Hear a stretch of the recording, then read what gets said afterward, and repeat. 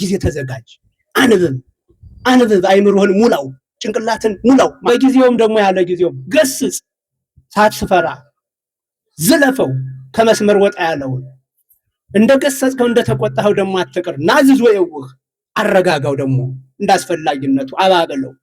ወእየዝዘከ በቅድመ እግዚአብሔር ወእግዚእነ ኢየሱስ ክርስቶስ ዘሃለወ ይኮንን ሕያዋነ ወሙታነ አመ ይመጽእ በመንግስቱ ከመ ትስብክ ቃሎ።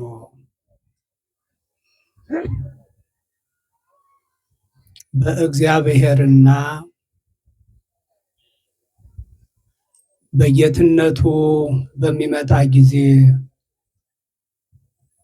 በሕያዋንና በሙታን ላይ ይፈርድ ዘንድ ባለው በጌታችን በኢየሱስ ክርስቶስ ፊት ቃሉን ትሰብክ ዘንድ አዝሃለሁ።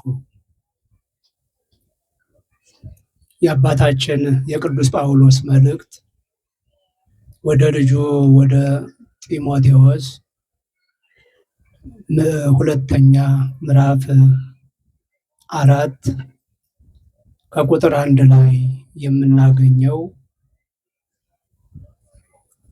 ቃል ነው። መምህር አባ ለይኩን ወንድይፍራው የሀገረ ስብከታችን ዋና ስራ አስኪያጅ፣ የሀገረ ስብከታችን የስራ ኃላፊዎች፣ ክቡር መምህር ፍቅረ ዮሐንስ ገብረ ሕይወት የዚህ ታሪካዊ ጥንታዊ ገዳም አስተዳዳሪ፣ ሊቀ ሊቃውንት ትህትና ተስፋዬ የዚሁ የአራቱ ጉባኤያት መምህር፣ በእግዚአብሔር ፈቃድ ዛሬ በልዩ ልዩ የትምህርት አይነት የተመረቃችሁ መምህራን፣ ሊቃውንተ ቤተ ክርስቲያን፣ ካህናት፣ ዲያቆናት በጻድቁ አባታችን በአቡነ ኢየሱስ ሞዐ ምልጃና ጸሎት ከፈጣሪያችን ከእግዚአብሔር የሚገኘውን በረከት ሽታችሁ ከሩቅም ከቅርብም የመጣችሁ ምዕመናንና ምዕመናት በልዑል እግዚአብሔር ፍጹም ሰላም እንደምን ሰነበታችሁ? እንደምን ዋላችሁ? አሜን። በደላችንን ሳይሰፍር ኃጢአታችንንም ሳይቆጥር በዕድሜያችን ላይ ለእኛ የንስሐ ዕድሜ በመጨመር ለዚህች ዕለት ለዚህችም ሰዓት ያደረሰን የአባታችን የአቡነ ኢየሱስ ሞዐ አምላካችን ኢየሱስ ክርስቶስ በድጋሚ ይመስገን። ምናልባት በረከታቸው ይድረሰንና ሊቀ ትጉሃን አባ መፍቀሪ የተከሉልን ድንኳን ነው ዋርካው። እሱ እስከቻለ ድረስ ወደኋላ መለስ ብላችሁ ጥላው ላይ አረፍ ብትሉ፣ ጥላው እስከቻለ ድረስ የአባ መፍቀሪ ድንኳን እስከቻለ ድረስ ማለት ነው። ወደኋላ ፈቀቅ ብላችሁ አረፍ አረፍ በሉ። ወደኋላ ፈቀቅ ብላችሁ ጥላው ላይ አረፍ አረፍ በሉ። መቼም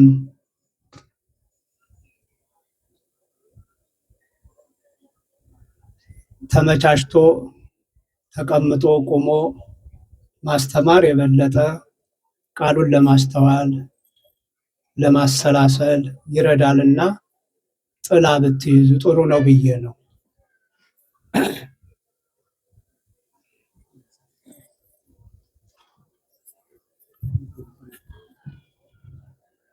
እሺ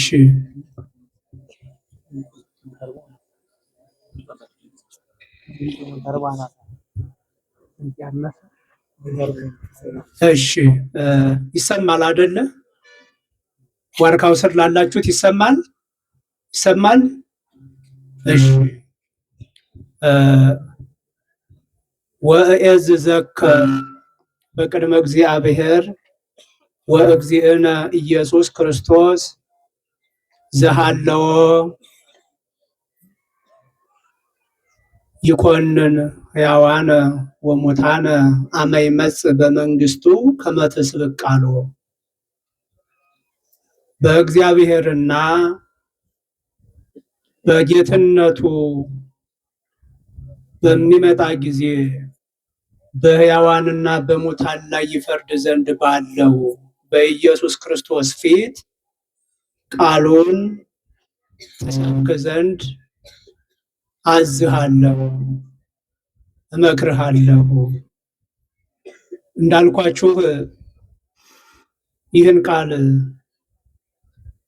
የተናገረው የጻፈው አባታችን ቅዱስ ጳውሎስ ነው። ለጊዜው መልእክት ተቀባዩ በታናሽ እስያ እንዳሁኑ አጠራር በቱርክ በኤፌሶን ከተማ ያለችውን ቤተክርስቲያን በማገልገል ላይ ላለው ለልጁ ለጢሞቴዎስ ለሁለተኛ ጊዜ ሲጽፍ የተናገረው ቃል ነው። አባታችን ቅዱስ ጳውሎስ በመንፈስ ቅዱስ ካፈራቸው ወይም በወንጌል ከወለዳቸው የመንፈስ ልጆቹ መካከል አንዱ ጢሞቴዎስ ነው እና ይሄ ጢሞቴዎስ በታናሽ እስያ እንዳሁኑ አጠራር በቱርክ በኤፌሶን አውራጃ ያለችዋን ቤተክርስቲያን ያሉትን ምዕመናን እንዲጠብቅ እንዲንከባከብ አደራ ሰጥቶት እያገለገለ በነበረበት ጊዜ አባታችን ቅዱስ ጳውሎስ ደግሞ ስለ ክርስቶስ አዳኝነት ስለሚመጣው ዓለማችን በማስተማሩ በመስበኩ እንደ ወንጀል ተቆጥሮበት ለሁለተኛ ጊዜ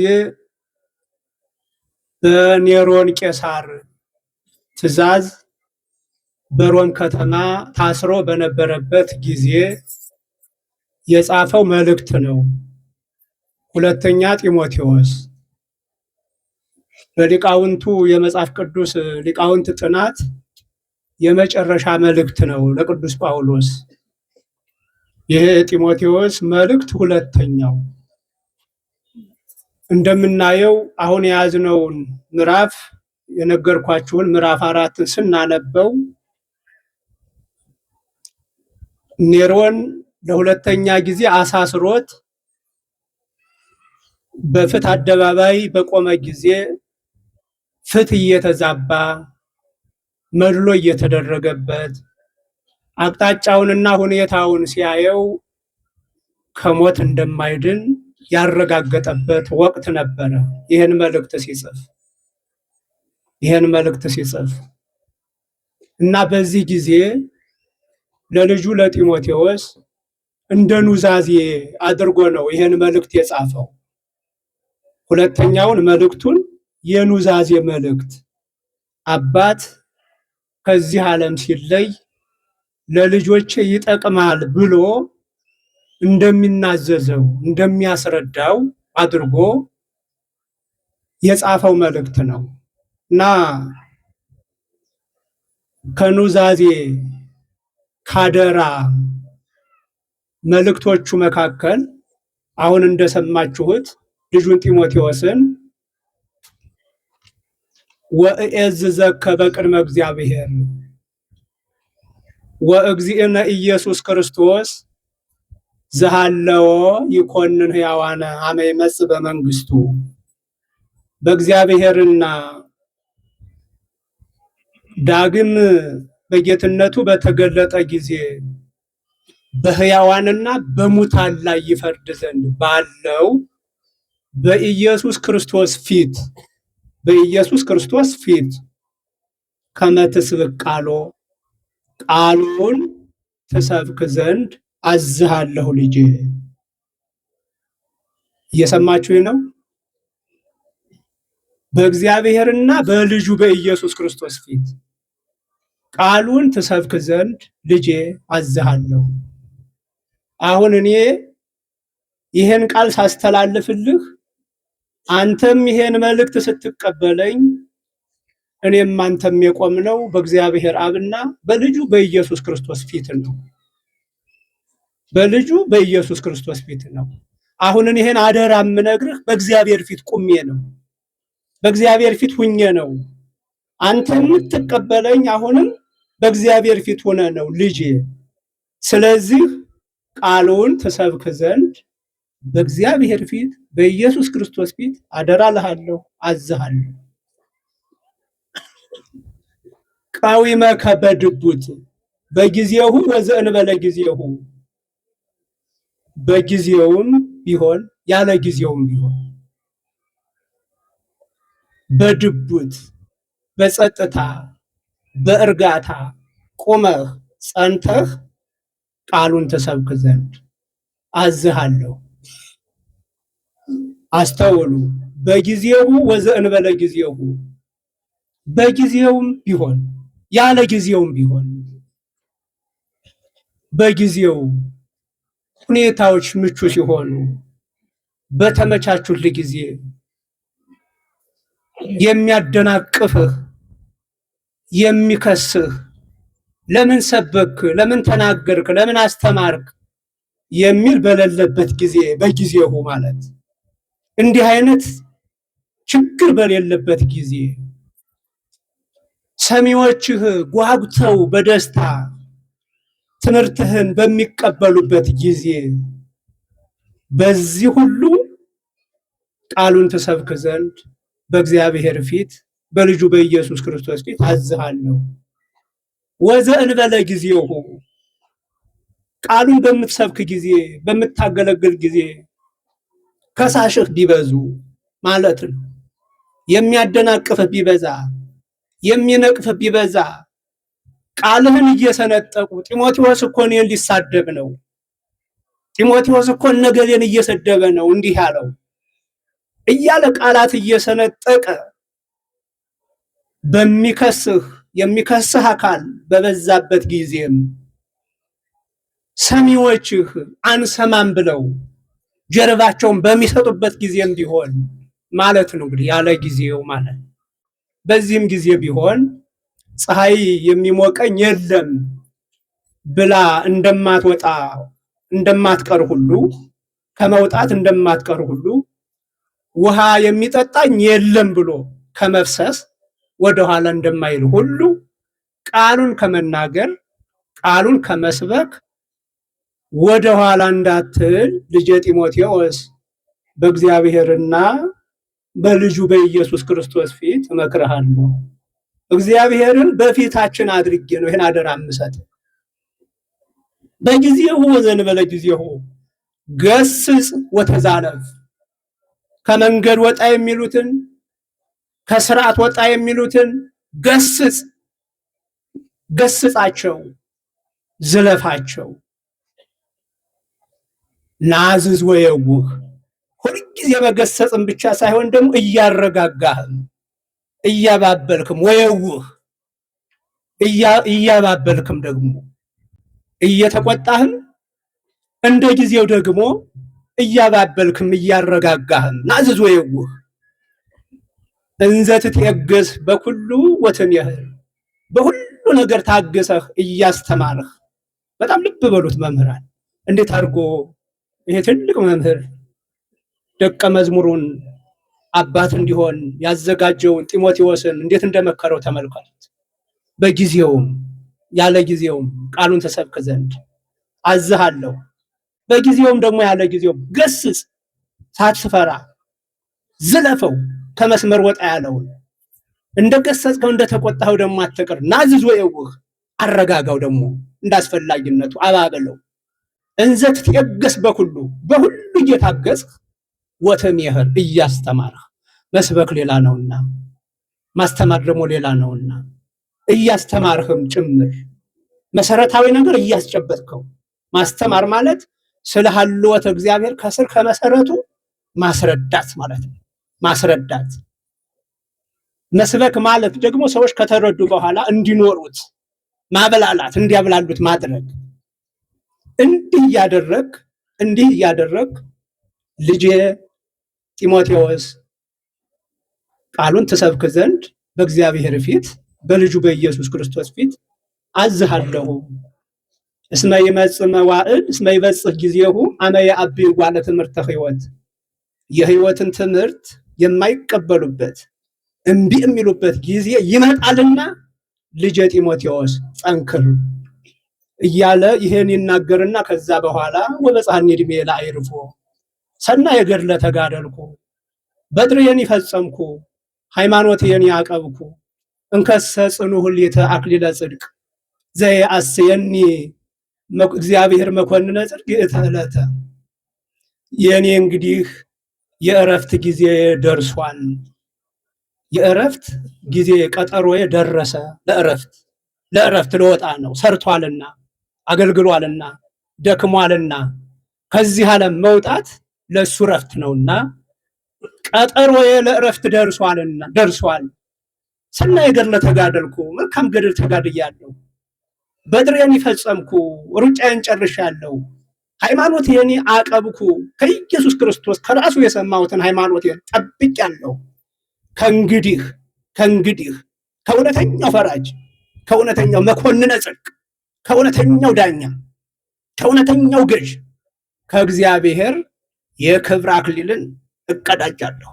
እሱ እየጠበቀኝ ነው አለ እና ይህም ብሎ በዚያ በስራቱ ጊዜ ብዙዎቹ ከጎኑ መጥፋታቸውንም ይናገራል። እነ ዴማስ ጥለውት እንደሄዱ ብዙዎቹ በየስርንቻው እንደገቡበት ይናገራል እና ይህን ሁሉ ያነሳና ልጄ ጢሞቴዎስ በጊዜውም ያለ ጊዜውም ጸንተህ ቃሉን ትሰብክ ዘንድ በእግዚአብሔርና በኢየሱስ ክርስቶስ ፊት አዝሃለሁ አለ። ይህ የአባት አደራ ይሄ ነው። የአንድ ወንጌላዊ አባት መልእክት ለልጁ አደራ የሚሰጠው ይሄ ነው። ጢሞቴዎስ በዚህ መሰረት ነው የሄደው። ዛሬ እንዲህ በዚህ መልኩ ተሰብስበን የምናስባቸው አባታችን ብፁዕ አቡነ ኢየሱስ ሞዐ ማለት ደግሞ እንዲህ ናቸው። በጊዜውም ያለ ጊዜውም ቃሉን የሰበኩ ያስተማሩ፣ የገሰጹ፣ ያረጋጉ የመነኮሳት አባት፣ የሊቃውንት አባት፣ የቅዱሳን አባት። ተራ ሊቃውንት አይደለም የወለዱት፣ ቅዱሳን ሊቃውንትን ያፈሩ። ተራ መነኮሳትን አይደለም ሊቃውንት መነኮሳትን ያፈሩ። የመነኮሳት አባት፣ የመነኮሳት አባት፣ የሊቃውንት አባት፣ የቅዱሳን አባት፣ የነገስታቱ የአፄ ይኩኖ አባት ወላጅ አባታችን አቡነ ኢየሱስ ሞዐ ያረፉበትን ቀን ነው ዛሬ የምናስበው።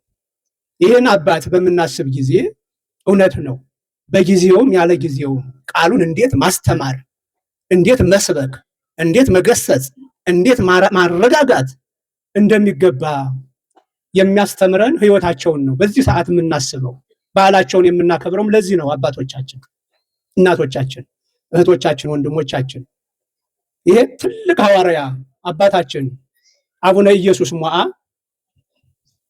በ1210 የተወለዱት በዘመነ ነአኩቶ ለአብ በዚያ በጻድቁ ሞትን ባላየው እስካሁን በተሰወረው በቅዱስ ገብረ ማርያም ልጅ በቅዱስ ነአኩቶ ለአብ ዘመነ መንግስት የተወለዱ አባታችን ናቸው። 30 ዓመት እስከሚሞላቸው ድረስ በአባታቸው ቤት ሆነው መሰረተ እምነትን፣ መሰረተ ሃይማኖትን፣ ሀልወተ እግዚአብሔርን ማለት የእግዚአብሔርን አንድነት፣ ሶስትነት የተማሩ ከሶስቱ አካላት አንዱ አካል ወልድ ኢየሱስ ክርስቶስ ሰው ስለመሆኑ የተማሩ አባታችን ናቸው። 30 ዓመት ሲሞላቸው ወደ መጀመሪያው ገዳማችን ወደ ደብረ ዳሞ ገብተው ስርዓተ ምንኩስናን የተማሩ ከአባቶቻችን እግር ስር ሆነው ስርዓተ አበውን የተማሩ መጻሕፍትን ማሰባሰብ መጻፍ ማብዛት የጀመሩ አባታችን ናቸው አቡነ ኢየሱስ ሞዓ ማለት።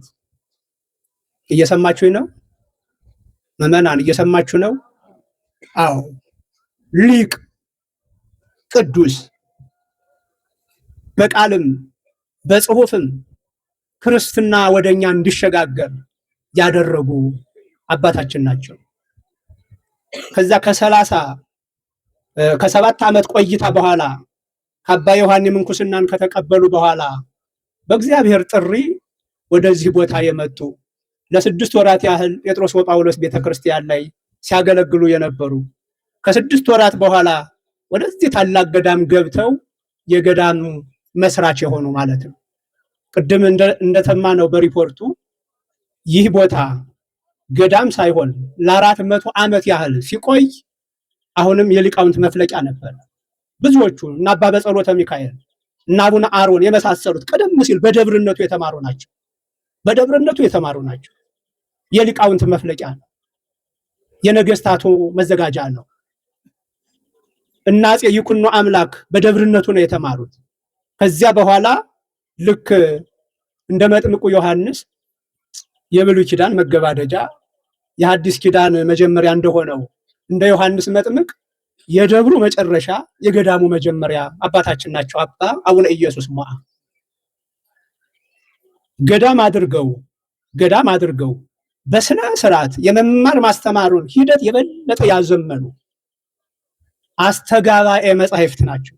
መጻሕፍትን የሰበሰቡ በተለይ በዮዲት ጉዲት ተጎድታ የነበረችው ቤተክርስቲያን መጻሕፍቶቿ ተቃጥለውባት ሊቃውንቷ ተገለውባት የነበረችውን ቤተክርስቲያን ሊቃውንትን በማፍራት መጻሕፍትን ከየገዳማቱ እየሰበሰቡ በመጻፍ በማባዛት የሚታወቁት ምሁር አስተጋባኤ መጻሕፍት ወላዴ ሊቃውንት ወላዴ ቅዱሳን ናቸው። አባ ኢየሱስ ሞዓ መጻሕፍትን የሰበሰቡ ያበዙ የዮዲት ጉዲት ዘመን መጻሕፍትን ያጣንበት ሊቃውንትን ያጣንበት ብዙ የቅርስ ስፍራዎችን ያጣንበት ዘመን ነው። ያን ዘመን ታሳቢ በማድረግ መጻሕፍትን እየለቀሙ ከየገዳማቱ ከየአድባራቱ አንድ መጽሐፍ ካለ ያንን እያባዙ በቁም ጽሑፍ ያዘጋጁ በዚያ ዘመን ትልቅ ላይብረሪ ከፍተው ሊቃውንቱን ለንባብ ያበቁ መነኮሳቱን ለንባብ ያበቁ አባታችን ናቸው አቡነ ኢየሱስ ሞዓ ማለት። ሊቅም ቅዱስም ያወቁትን በሕይወት የኖሩ አባታችን ናቸው አቡነ ኢየሱስ ሞዓ። በዚህ መንገድ ነው እንግዲህ ቅደም ተከተላቸውን ለማስቀመጥ ጥናት የሚጠይቅ ሆኖ 800 መነኮሳት ሊቃውንትን ያወጡ አባታችን ናቸው። 800 በደቡቡ የሀገራችን ክፍል አሰልጥነው አብቅተው ብዙ መነኮሳትን የላኩ ከአቡነ ተክለ ሃይማኖት ጀምሮ ብዙ መነኮሳትን የላኩ በሀገራችን በአራቱም ማዕዘን መነኮሳትን አሰልጥነው አብቅተው ሊቅ አድርገው በአራቱም ማዕዘን ያሰማሩ አምላካቸውን ክርስቶስን የመሰሉ አባታችን ናቸው አቡነ ኢየሱስ ሞዓ። አምላካችን መድኃኒታችን ኢየሱስ ክርስቶስ 12ቱን ደቀ መዛሙርት ለ3 ዓመት ተከታትሎ አዘጋጅቶ በአራቱም ማዕዘን እንደላከ እርሳቸውም አስተምረው እንዲያነቡ ደግሞ ምስጢር እንዲያደላድሉ ላይብረሪ ከፍተው ቤተ መጻሕፍት ከፍተው እያስነበቡ ያሳደጉ ያበቁ የልህቀት ማዕከል የሆኑ አባታችን ናቸው አቡነ ኢየሱስ ሞዓ። ሌሎች ቢሆኑ ምን ባሉ ነበር? ስንት በተናገሩላቸው ነበር? ስንት በዘመሩላቸው ነበር? እንዴት በጻፉላቸው ነበር? የኛ የሰነፎቹ አባት ሆነው ነው እንጂ በእውነት ሊቅም ቅዱስም እንዴት አድርገው ምንኩስናውን በብስለት እንደያዙ ታያችሁ አባቶች። ልክ አባታችን ቅዱስ ጳውሎስ ልጁን ጢሞቴዎስን ደጋግሞ ሲመክረው ቅድም በጠቀስኩላችሁ በሁለተኛው ምዕራፉ በአንደኛ ምዕራፉ በጢሞቴዎስ ምዕራፍ 4 ቁጥር 13 ላይ ወተአቀብ እስከ እመጽእ በአንብቦ ወበምሂር ወበገስጾ ወበጸልዩ እንዴት አድርጎ ይጠብቀው እንደነበረ ሲተመልከቱት ምዕመናን። ያ ትልቅ ገዳም ታሪኩ ተዛብቶ በነበረበት ጊዜ የተገኙልን የገለጡልን ብርሃናችን ናቸው አቡነ አትናቴዎስ። ታውቃላችሁ በሰዓቱ የነበራችሁት መነኮሳት አባቶች እንዴት አይነት ውድቀት ላይ እንደነበረ ገዳም አንስተው ከቁሪትነት አንስተው የአንድነት ገዳም ዛሬ እንዲህ በቅዳሴው በትርጓሜው እንዲህ ወግ እንድናይ እያደረጉን በዛ አይነት ሰርተውበት ነው አባቶቻችን። ያ የቀደመ ታሪኩ የሊቃውንቱ ማዕከል እንዲሆን አራቱን ጉባኤያት በዚህ መልኩ አዘጋጅተው አደራጅተውልን ይኸው ዛሬ በብሉይ ኪዳን በሐዲስ ኪዳን በሊቃውንት በመጻሕፍተ መነኮሳት አራቱ ጉባኤያት ማለት እንዲህ ናቸው ምዕመናን፣ እንዲህ ናቸው። ብሉይ ኪዳንን ሐዲስ ኪዳንን እናት መጻሕፍት የሚባሉት ምንጮች የሚባሉት የህይወት ምንጭ የሚባሉትን ብሉይ ኪዳንን ሐዲስ ኪዳንን ናቸው ዛሬ ተምረው የተመረቁልን። ከብሉይ ኪዳን ከሐዲስ ኪዳን ተነስተው ደግሞ ሊቃውንት የተራቀቁባቸውን መጻሕፍተ ሊቃውንትን መጻሕፍተ መነኮሳትን የተማሩ ልጆች ናቸው ዛሬ የተመረቁልን። ይሄ ለዚህ ገዳም የመጀመሪያ ስራው ነበር። ይሄን ማድረግ የአቡነ ኢየሱስ ሞዐ የዕለት ተዕለት ስራ ነበር። ያ ታሪክ ነው እንግዲህ በዚህ መልኩ ተመልሶ እሸት እየቀመስን ያለ ነው። ደስ ይበላችሁ ምዕመናን። ስለዚህ እንደው ዛሬ ያላችሁ ምዕመናን አሁን ቅድም ሊቀ ሊቃውንት ትሕትና ተስፋዬ ያው አብዛኛውን በግዕዝ በቅኔ ስለነገሩን ምዕመናኑ ብዙ ላትረዱት ትችሉ ይሆናል። ይሄን ጉባኤ እንዴት አድርገን እናስፋው፣ እንዴት እናሳድገው፣ የማያሳድጉ ተግዳሮቶች ብዙ አሉ የሚል ነው ጥቅልል ያለ መልእክቱ። ብዙ ተግዳሮቶች አሉበት። የኢኮኖሚ ችግር ገጥሞናል። ይህንን አቡነ አትናቴዎስ የጀመሩልን ህንፃ መጨረስ አቃተን። ያ ሙሉ የአቡነ ኢየሱስ ሞዐ ዘመንን ለማምጣት እንቅፋቶቹ ተግዳሮቶቹ በዙ። እንቅፋቶቹን የሚያነሳ ሰው ፈልጋለሁ፣ ተግዳሮቶቹን የሚያስወግድ ሰው ፈልጋለሁ ይላል ጉባኤ ቤታችን ነው ሲሉን የነበር።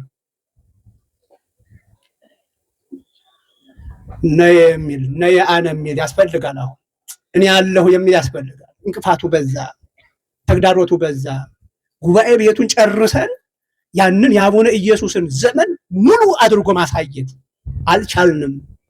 የሚያግዘኝ እኔ አለሁ የሚለኝ ሰው ፈልጋለሁ ነው ያሉት ሊቁ። እኔ አለሁ የሚል የለም። መነ እፌኑ ሀበ ሕዝቤ፣ ወደ ሕዝቤ ወደ ወገኔ ወደ ጠፋው ማንን ልላክ ባለ ጊዜ ኢሳይያስ እኔ አለሁ አለ። እኔ አለሁ። ዛሬስ ምዕመናን ይህንን ህንፃ ቤተ ጉባኤ ለመጨረስ እግዚአብሔር ሰው ሳያጣ ግን አጣሁ እያለ ነው። እኔ አለሁ የምትሉ የላችሁ? እኔ አለሁ እጨርሰዋለሁ፣ የአቡነ ኢየሱስ ሞዐ ዘመንን አመጣዋለሁ፣ አንተ ረዳህ ልክ የምትል የለሽም? አላችሁ የላችሁ? አላችሁ አይደለም? በእውነት ቁጥራችን ብዙ እኮ ነው። ወኔ እኮ አተን እኮ ነው። ድሆች እኮ ሆነን እኮ አይደለም። ቁጥራችን ብዙ፣ ጸጋችን ብዙ። መስጠት ስንችል እግዚአብሔር ይሰጥ ነበረ። ሀቡሁ በክሙ አይደለም? የመቀበያ መንገዱ ምንድን ነው? ምዕመናን ንገሩኝ እስኪ። የመቀበያ መንገዱ ምንድን ነው? መስጠት። ካላስለቀቃችሁት ሌላ ነገር አይመጣም። ሀቡሁ በክሙ። ይህ የኔ ፍልስፍና እንዳይመስላችሁ። ስጡ እሰጣችኋለሁ። ይህ የኢየሱስ ክርስቶስ የመድኃኒታችን የስጦታዎች ሁሉ ምንጭ ሆነው የቃል ኪዳን ውል ነው። ስጡ እሰጣችኋለሁ።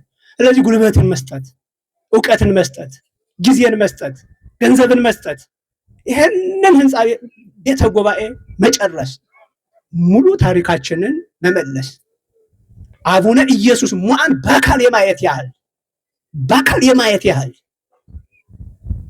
ሊቃውንትን ማየት፣ በስተው ማየት፣ ቤተ መጻሕፍቱ በሰፊው ተከፍቶ የሚራቀቁ ሊቃውንትን አብዝቶ ማየት አያስፈልገንም? ምዕመናን አያስፈልግም? ልክ እንደ አቡነ ኢየሱስ ሞዐ ትልቅ ጉባኤ ቤት ላይብረሪ ከፍቶ መጻሕፍቱን በየአይነቱ አስቀምጦ ብሉ ማለት፣ እችን መጽሐፍ ብላት ማለት፣ ተማሪውን አይምሮ እንዲሞላ ማድረግ፣ ይህን ዘመን ለመታደግ በዚህ ዘመን ቤተክርስቲያንን ለማሻገር ይህን ስራ መስራት ያስፈልገናል። ምዕመናን ግድ የላችሁም ተነሱ፣ ግድ የላችሁም ቆራጦች እንሁን። ብዙ ነን፣ ያለን ብዙ ነው፣ ሀብታችን ብዙ ነው፣ ጸጋችን ብዙ ነው። ሐሳብ ነው ያጣነው፣ ወኔ ነው ያጣነው። በእውነት አቡነ ኢየሱስ ሞዐ 800 ሊቃውንት ቅዱሳን መነኮሳትን ሲያፈሩ በእውነት ይህን ያህል ሰው ነበር ያን ጊዜ? ነበር ወይ? ነበር አባቶች ይኖራል? እንደ በአፄ ምኒልክ ዘመን እንኳን 14 ሚሊዮን እኮ ነው። አሁን በቅርቡ ጊዜ እንኳን የኢትዮጵያ ሕዝብ ያ ሊቅ ታዲያ ትልቅ ላይብረሪ ከፍተው ትልቅ ግንባታ ገንብተው በዛ ቤት መጻሕፍትን ሞልተው 8 መነኮሳትን በትክክል እንዴት መቅረጽ ቻሉ? ማን ረዳቸው? ያሉት 10፣ 15፣ 20 ምዕመናን አግዘዋቸው እኮ ነው ከእግዚአብሔር ጋር። አሁን በዚህ ቦታ ላይ ስንት ምዕመናን አለ? ስለዚህ ምዕመናን እንደው አሁን ይሄን አድርጉ አልላችሁም፣ ለህሊናችሁ ቃል ግቡ። እናንሳው፣ ይሄን ጉባኤ ይሄን ታሪክ እናንሳው። ይሄን ታሪክ ከተቀበረበት እናንሳው። አቡነ አትናቴዎስ መንገድ አሳይተውናል፣ ፍንጭ አሳይተውናል፣ ልጆቼ ይሄው ብለውናል። ስለዚህ እኛ ልንቀጥል ይገባል። ትልልቅ አብያተ ክርስቲያናትን እንደምንገነባ ሁሉ ትልልቅ ጉባኤ ቤቶችን፣ መንፈሳዊ ትምህርት ቤቶችን መገንባት ይገባናል። በዚህ መልኩ ይህንን ስራ ልናስቀጥለው ይገባል ለማለት ነው። አይዟቸው ሊቃውንት፣ እግዚአብሔር ይረዳናል። ብቻ እናንተም አሁን ወተአቀ እስከ እመጽ በአንብቦ፣ ልብ በሉ፣ በአንብቦ ወበምሂር ወበገስጾ ወበጸልዩ። ጸልዩ የምትሉ የማትጸልዩ፣ ቁረቡ የምትሉ የማትቆርቡ፣ ንስሐ ግቡ የምትሉ የማትገቡ እንዳትሆኑ። አያችሁ ልጁን ጢሞቴዎስን በማንበብ በምሂር በቃ የአንብብ የሚለው ሁል ጊዜ ተዘጋጅ፣ አንብብ፣ አይምሮህን ሙላው፣ ጭንቅላትን ሙላው ማለት ነው። በማንበብ በማስተማር በመገሰጽ የጸሎት ህይወትን በማሳደግ እችን ቤተክርስቲያን አብረን ልንታደጋት ይገባል ለማለት ነው። እግዚአብሔር ከሁላችን ጋር ይሁን። ሐይቅ ኢየሱስ፣ ሐይቅ እስጢፋኖስ ሲታሰብ ይሄ ነው ምዕመናን። እሺ በርቱ፣ ይህን ታሪክ አብረን እናንሳው። እግዚአብሔር ቢፈቅድ ባለፈው ተጀምሯል። ቅድም ያላችሁት የሰማችሁት የገንዘብ መጠን ቃል ተገብቶልናል። እኔም ነበርኩ፣ ግን ያው እንደሰማችሁት ነው። ሲጨበጥ ብዙ አይደለም። ይሄንን አንድ ጊዜ ደሴ ላይ አዘጋጅተን እኛ ብንወያይበት መተካት እንችላለን። ተዘጋጁ። እግዚአብሔር ያዘጋጀን። እግዚአብሔር ከሁላችን ጋር ይሁን። ወስብሐት ለእግዚአብሔር።